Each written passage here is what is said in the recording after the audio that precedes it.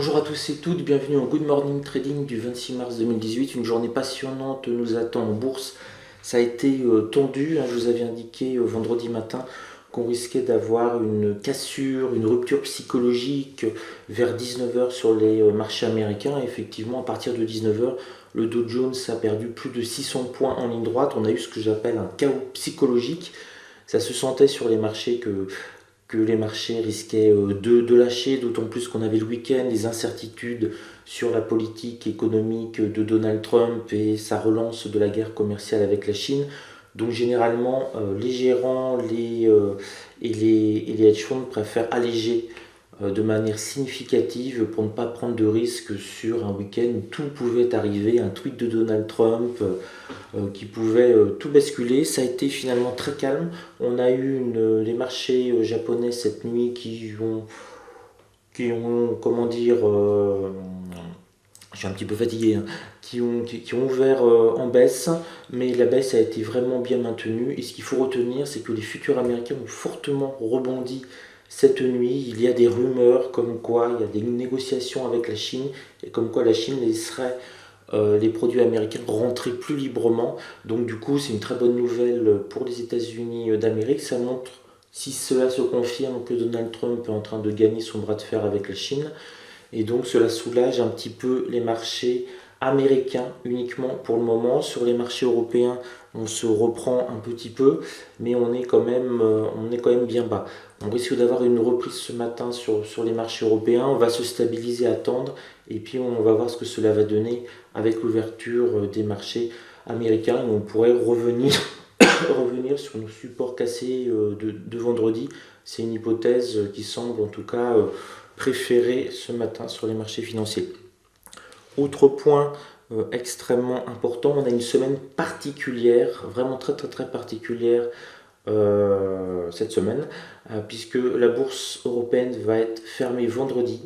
Donc on est parti sur une semaine de 4 jours, donc ça va être beaucoup plus intensif. Et la journée, pardon, et la journée de jeudi, ce sera la même chose qu'une journée de vendredi, donc beaucoup de prudence, d'autant plus que la bourse européenne sera aussi fermée le lundi, donc on va avoir un week-end très long, 4 jours, vendredi, samedi, dimanche, lundi. Donc on clôture jeudi soir et on réouvre mardi. Donc là aussi, il risque d'avoir peut-être des mouvements assez forts. 4 jours sans pouvoir intervenir en bourse. Déjà, on va s'ennuyer profondément à manger du chocolat. Mais surtout, il peut arriver là, par contre, pendant ces 96 heures, beaucoup de choses. Et encore, ce qui est le plus important, c'est Donald Trump en ce moment. C'est vraiment lui qui fait les marchés.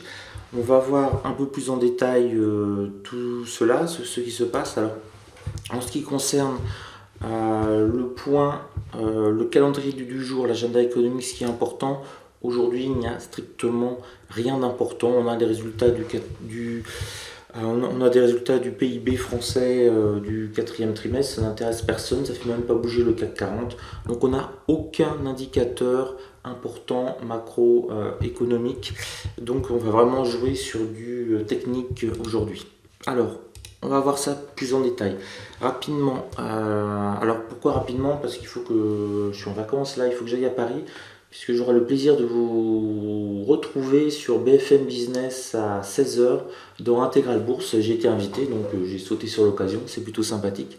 Donc cours, beaucoup de voitures aujourd'hui, donc je vais aller à l'essentiel. Donc très rapidement, sur le Dow Jones. Donc on est toujours sur presque 15 jours de baisse.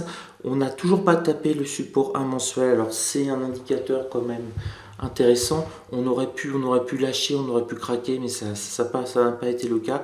Et puis on tente de rebondir. C'est plutôt pas mal orienté ce matin. On le voit ici, on a repris par rapport au plus bas quasiment 250 points, donc c'est énorme. Et ce qui m'intéresse, c'est qu'on est repassé au-dessus de 23 750. Donc on pourrait peut-être aller chercher cet après-midi, à aller titiller, essayer de récupérer le soldat 24 000 points sur le Dow Jones qui est vraiment un niveau important. On regarde aussi le Nasdaq rapidement. Alors, je vais remettre le Nasdaq. Voilà, donc sur notre ami Nasdaq, alors lui c'est très simple, ça fait aussi plus de 15 jours que l'on baisse. Il a cassé son pivot mensuel, ce qui était un petit peu attendu. Il a été chercher ici le middle support 1 mensuel, donc sur la zone des 6500, qu'il n'a pas cassé, très important. Donc on a un amorce de rebond sur les 6500, et là actuellement il est sur du 6616. Donc c'est plutôt pas mal. Il a fait un double, il a tapé 2 fois la middle support 1 mensuel qui a vraiment servi de support, et là on est ici. On va peut-être essayer là d'aller se rapprocher du support du pivot mensuel, donc retourner un petit peu sur les 6700, un petit peu en dessous à mon avis dans un premier temps. Les 6700, on va avoir peut-être du mal à les franchir du premier coup, donc il y aura peut-être en cours de séance quelques tentatives. Si on baisse, et ben on a toujours en point de mire le support à mensuel sur le Nasdaq, qui paraît loin maintenant, hein, qui est environ 250 points. Ça peut aller très vite si on passe d'une rumeur comme quoi la Chine se montre finalement comment dire, est en train de négocier avec les États-Unis pour ouvrir un peu plus le marché américain, ce qui serait une grande victoire de Donald Trump. Là, ça détend les marchés et on monte. Si finalement cette rumeur ne fonctionne pas et que l'on a une autre rumeur en disant que la Chine se bloque, se ferme et tout ça, on va perdre 200 points. Mais en toute logique, j'allais dire en bon sens économique, il faut toujours se méfier du bon sens quand on a des politiciens qui prennent des décisions.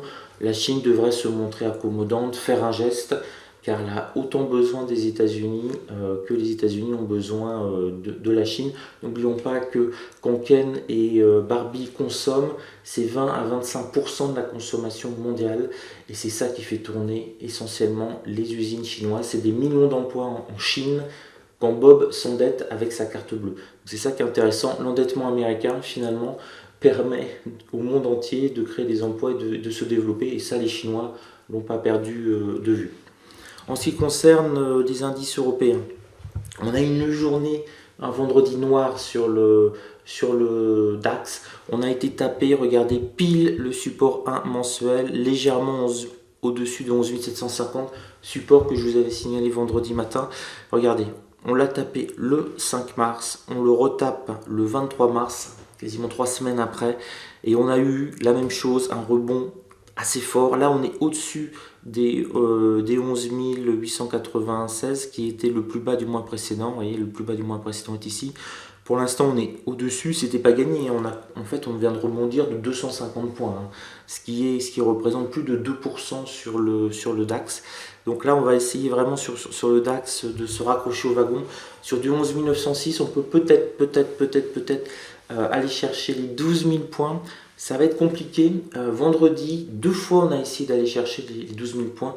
Dès qu'on a touché les 12 000 points, première tentative de se raccrocher aux 12 000 points, boum, moins 150 points. On revient, on prend du temps, on revient en fin de séance, on retouche les 12 000 points et boum, on clôture à moins 250 points vers les 11 750, 11 760 sur futur.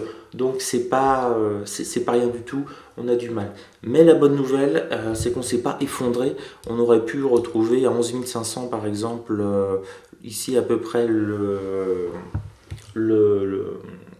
ça va revenir, le DAX 30, mais non, on est vraiment au-dessus des 11 009, ce qui est pas mal, mais surtout on a préservé le support à mensuel comme là. Alors on voit, une fois qu'on a tapé le support à mensuel le 5 mars, ça nous a permis de remonter jusqu'à un plus haut de 12 500 points. Donc on a pris 750 points, donc si on fait un peu de Fibonacci, on se dit bah, si on prend la moitié, c'est dans les 350 points, donc on pourrait, pourquoi pas, dans la semaine, si vraiment tout va bien, revenir sur un niveau qui correspond pile au middle support à mensuel, donc peut-être un niveau 12 137, mais pour arriver sur ce niveau-là, il faudra déjà passer les 12 000 points. Alors ce sera la troisième tentative si on y va aujourd'hui, parfois la troisième tentative est la bonne. Notre ami le CAC 40, donc lui aussi pivot mensuel à 5240, il n'a pas pu le tenir, il a vraiment essayé, et en 3 séances on s'est pris une bonne baffe. On est descendu sur du 5025, là aussi niveau symbolique très fort. On ne s'est pas rapproché du tout des 5000 et du support à mensuel, et on amorce un rebond. On est sur les 5050 sur 5080 sur futur actuellement. Donc on essaye vraiment de rebondir. Donc voilà, on tente de s'accrocher, de préserver les supports en attendant l'ouverture américaine qui va décider. Et puis ça va être, comme vous avez vu, il n'y a aucun calendrier macroéconomique, ça va être vraiment la décision américaine, les prochaines rumeurs sur les négociations, si elles ont lieu entre les États-Unis et la Chine, qui va nous faire le là. En ce qui me concerne aujourd'hui, pas de trading. Là, c'est la semaine de 4 jours. Je pense que je vais même arrêter mon mois de trading parce qu'il est bon et que ça va être très compliqué, moi, les prochains jours pour trader. Donc voilà, sur futur, à peu près 16 378 euros de gain, 14 000 euros de gain, un peu plus sur CFD à risque limité. On est dans les 30 500 euros de gain net. Vendredi, je me suis pris une petite claque de 2000 points. Hein, j'ai encaissé mon stop. Hein. Mon stop a été tout touché. Il était il était environ de 2000 euros. J'ai encaissé 2100 euros. Et puis je me suis repris en fin de séance pour augmenter le solde le vendredi. Vendredi, ça a été une journée quand même assez chahutée. Alors pourquoi j'ai de fortes chances que j'arrête là et que je fasse que quelques trades les 4 prochains jours. Aujourd'hui, c'est la journée BFM Business, donc beaucoup de voyages. Demain, c'est la journée édition. Je vais voir mon éditeur. Il y a un projet de court-métrage et de traduction en anglais de mon livre, donc super, continuez à l'acheter, ça montre que ça marche et il commence à avoir un petit effet de buzz, donc c'est plutôt pas mal. Mercredi, je rentre. Mercredi, je rentre et jeudi, ça va être le dernier jour de la semaine. Donc jeudi, je ferai peut-être quelques petits trades avant d'aller manger du chocolat tout le week-end en m'ennuyant et en attendant donc le retour des marchés. Le retour des marchés européens, en tout cas à partir du 2 avril. Je vous souhaite plein de bonnes choses pour votre trading. Soyez prudents, a priori c'est plutôt bien parti pour monter.